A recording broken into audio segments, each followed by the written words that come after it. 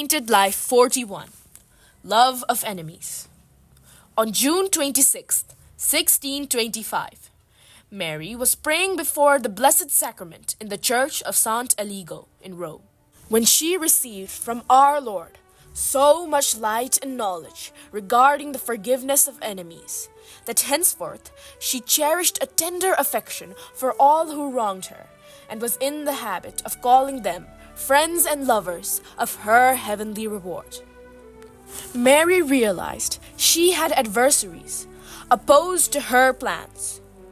She also learned of the drifting away of former friends who would no longer have anything to do with her, or who spoke against her. For them, she was now only a woman whose hopes had been shattered.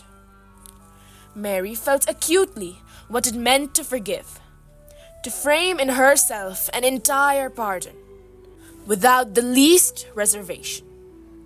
She was a woman endowed with a great capacity for suffering and with a fine sensitivity.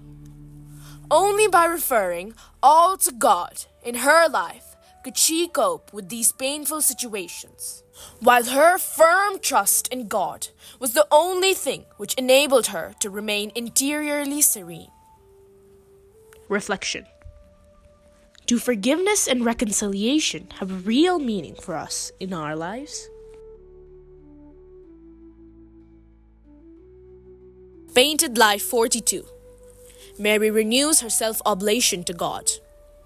In the year of 1626, when Mary was praying for the Institute in St. Mark's Church in Rome, God reminded her interiorly of the words of Christ. "Can you drink the chalice that I shall drink?" Showing her what great adversities, persecution, and trials she would have to encounter in accomplishing His holy will. She joyfully declared herself ready to accept everything. The Painted Life indicates 3 occasions on which Mary Ward was praying for her institute. Painted Life 38, 42, and 46. In the Church of St. Mark, her thoughts were taken up with the question Jesus once put to His disciples. "Can you drink the chalice that I shall drink?" One thing only she was certain of. She had received from God the mission to found a new institute.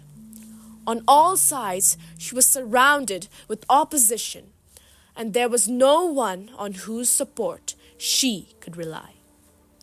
In this situation, Mary again declared herself willing to accept whatever the Father would allow to happen to her.